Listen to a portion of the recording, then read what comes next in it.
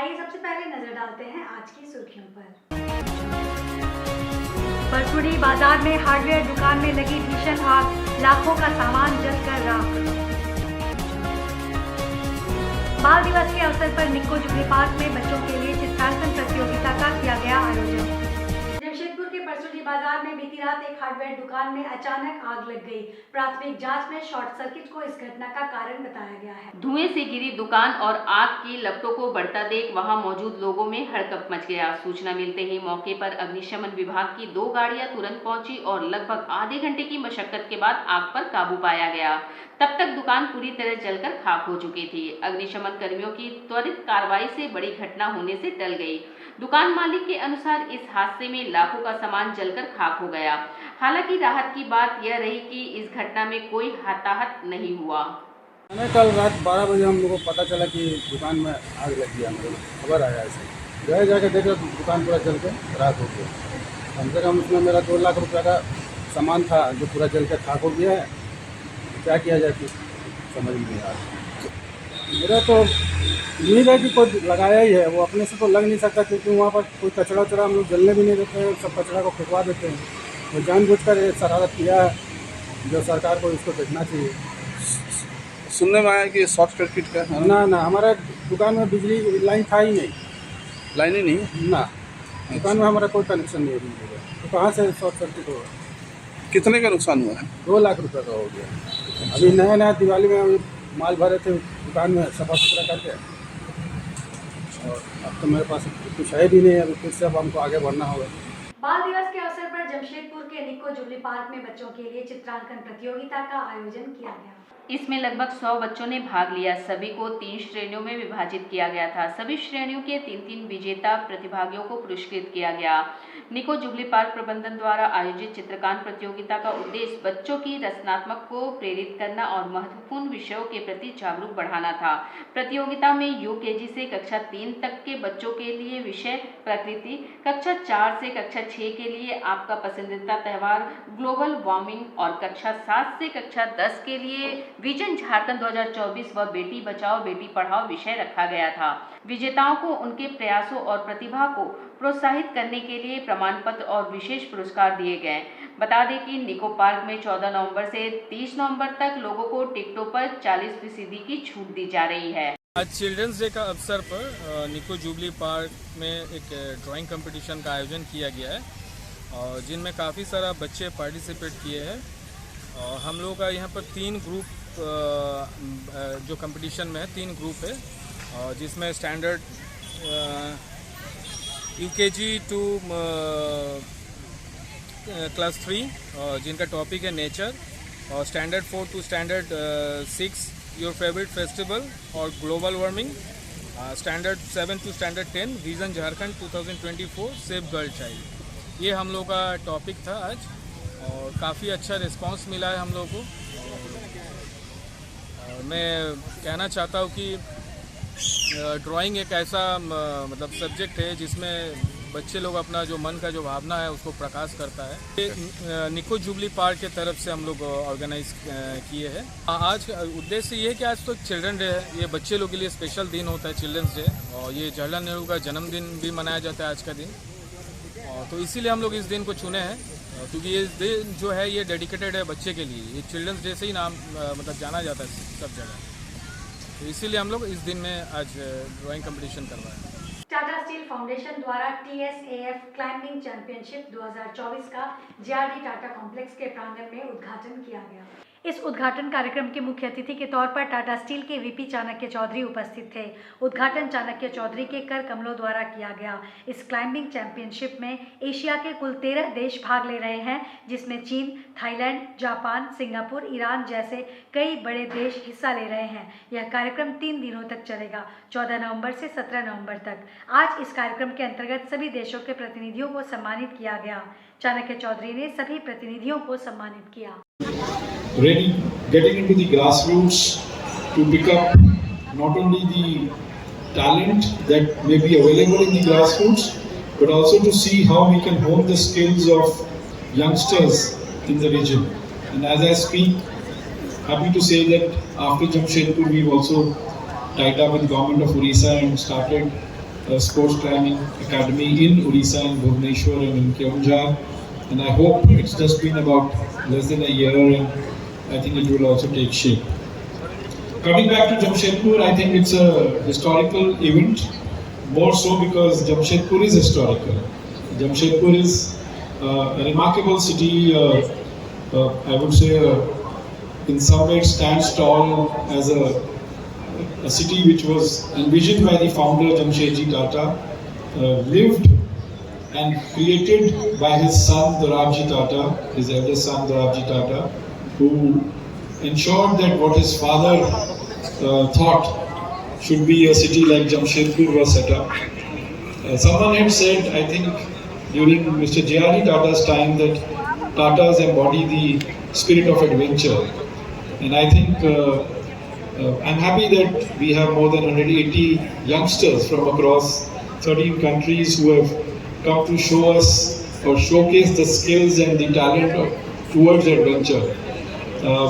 In Tata Steel, when I had joined many years back, 36 years back actually, there used to be a line saying, in Tata Steel, sports is a way of life. And we used to think, including me, that what does it mean?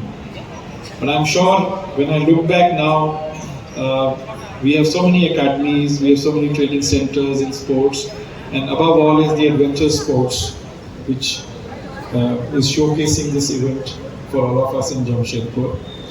Having said that, I would also like to mention that Jamshedpur offers a lot of other things except for this venue, J.R.D. Tata Sports Complex. While you are all here, I'm sure your focus, your priority is this event. But please take time out to take a round of the city. I will request Mukul and our corporate communication team to organize at least a visit to the Center for Excellence, which is actually walking distance from here. It's less than 500 meters if I'm not mistaken, where we house the whole archives and the way this city was envisioned and the way this city has been planned, including the steel plant. I think you all have a great time in Jamshedpur, 14 to 17 while the event is on, but surely visit the Center for Excellence because that will leave a mark on your memory for life.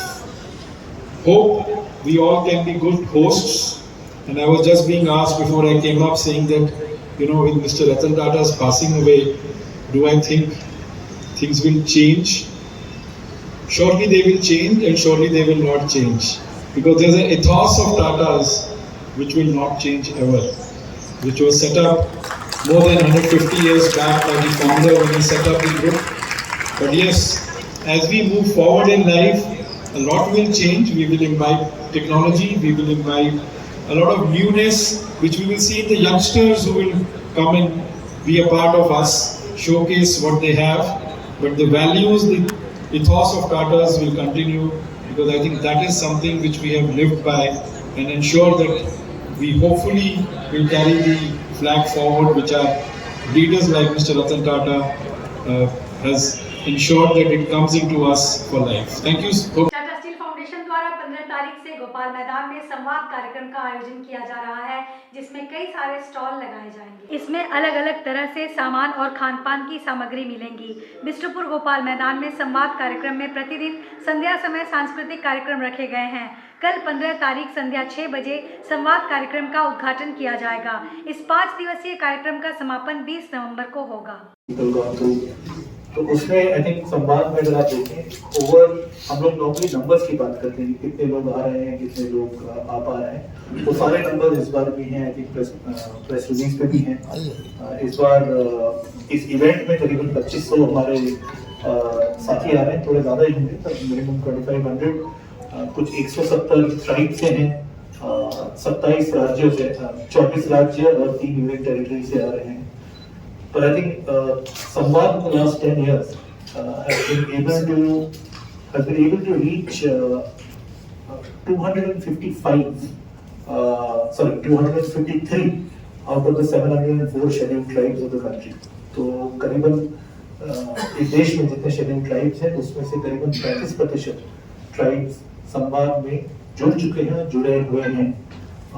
इस platform को, ये जो पूरा कारवां है, जमशेदपुर में 15 से 19 तक ये जो कॉन्क्लेव होता है, ये तो इसको आप एक मेजर जंक्शन की तरह समझेंगे। ये सफर पूरा साल चलता रहता है, मल्टीपल भाषाओं का कार्यक्रम है, लीडरशिप प्रोग्राम है, फेलोशिप प्रोग्राम है, और सब कुछ यहाँ पे आके इस कॉन्क्लेव में एक साल का पूर्ण विराम होता है, दूसरे साल का की शुरुआत होती है।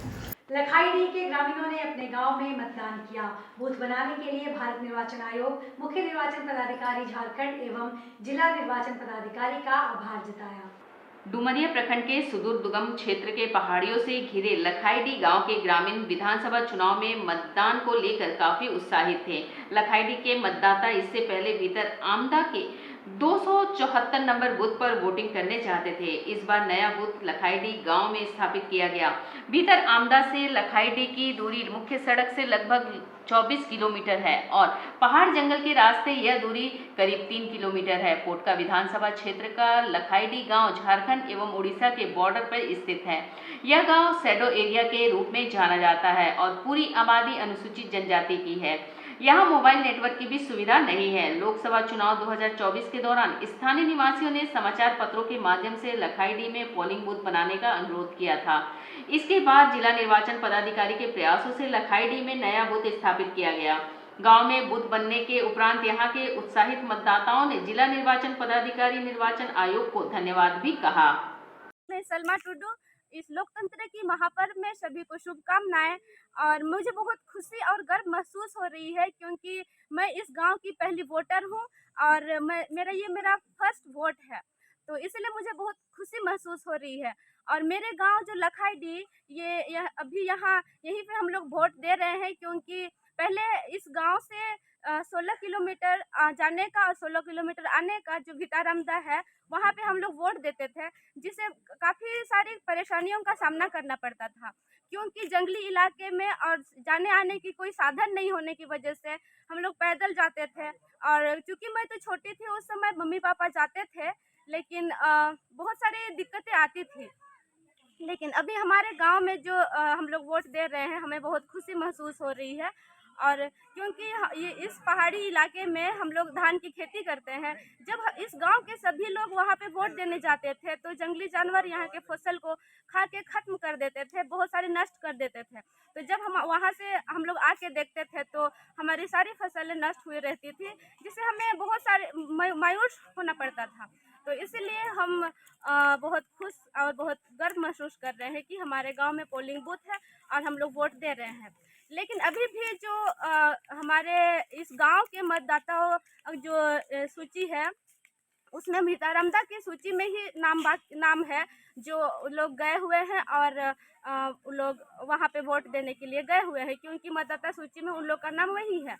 लेकिन अभी भी कुछ लोगों का नाम वही है।